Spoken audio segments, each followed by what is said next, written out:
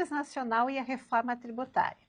Eu tenho ouvido muito esta frase de que minhas empresas são todas do Simples Nacional, então eu não estou preocupado com a reforma tributária, ou eu vou aguardar mais um período para começar a estudar a reforma tributária. E aí eu gostaria de fazer algumas considerações acerca desta questão.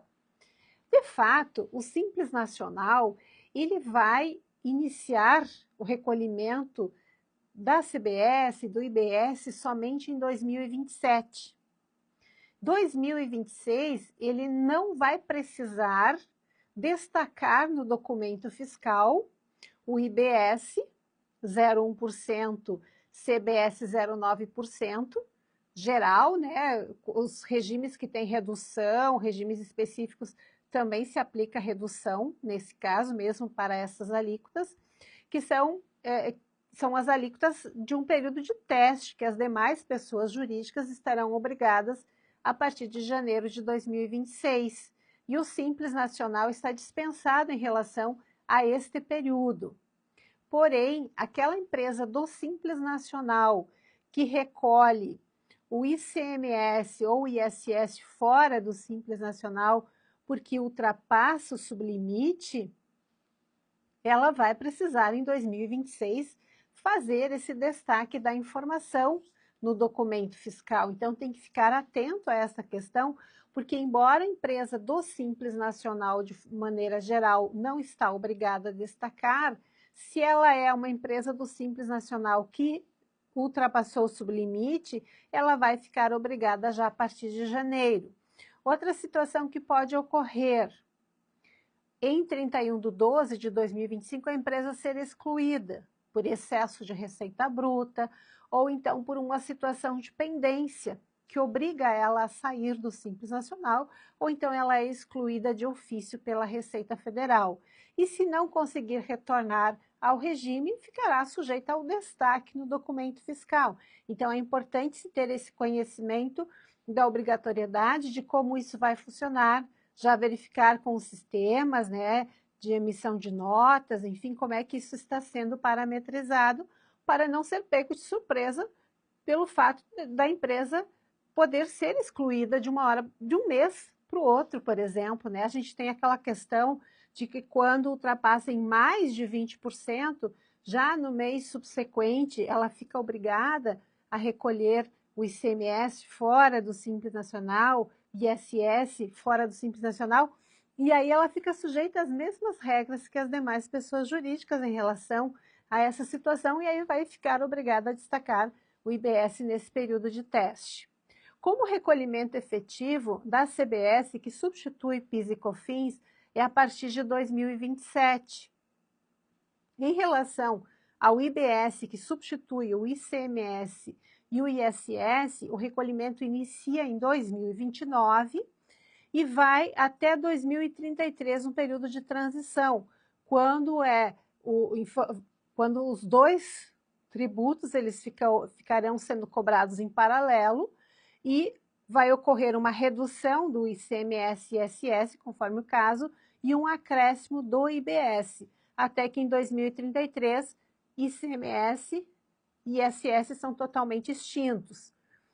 Mas no ano de 2028, 2027 e 2028, vai haver um recolhimento de IBS de 0,1%, que vai ser deduzido da CBS, que extingue PIS e COFINS já em 2027. O recolhimento no Simples Nacional ele pode ser feito dentro do PGDAS-D, ou então este contribuinte ele pode optar pelo regime regular e recolher como as demais pessoas jurídicas. Qual é a diferença dessa opção ou não?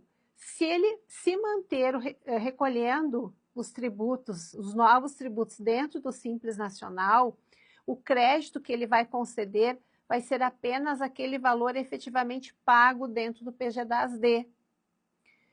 Se ele optar por recolher fora do Simples Nacional, como uma pessoa jurídica em geral, ele vai conceder um crédito maior e ele também vai poder apurar créditos.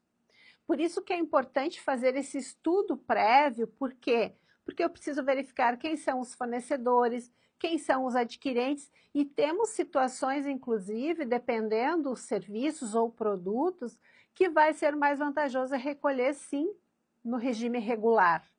Por exemplo, quando nós temos um produto com alíquota zero, de IBS e CBS, dentro do Simples Nacional, ele tributa normalmente como comércio, se ele estiver revendendo ou produzindo esse produto com alíquota zero de IBS e CBS.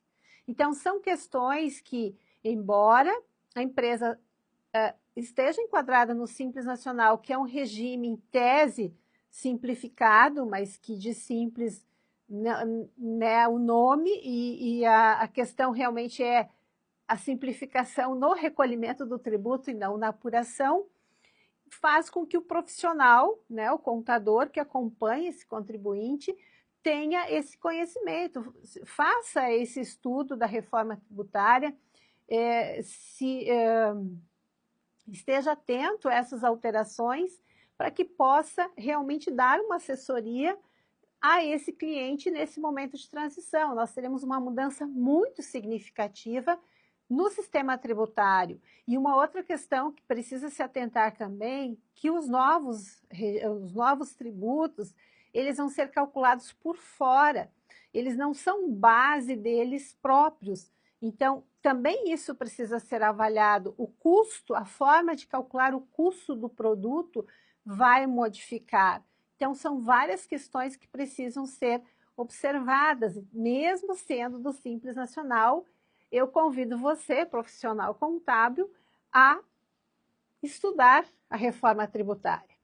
E convido você também a acompanhar as minhas postagens, eu faço publicações também no YouTube, no meu site, né, que tem o endereço no link, tratando deste assunto, porque o importante é nós compartilharmos esse conhecimento, nós dividirmos essa experiência, para que esta reforma tributária, para que a implantação da reforma tributária não seja tão complexa, porque o objetivo dela é simplificar, mas até ocorrer a implantação, nesse período que os sistemas vão ser paralelos, tem esse período de teste, então é um período assim que nós, profissionais da área contábil, precisamos estar juntos e estudando, né, enfrentando todas essas alterações.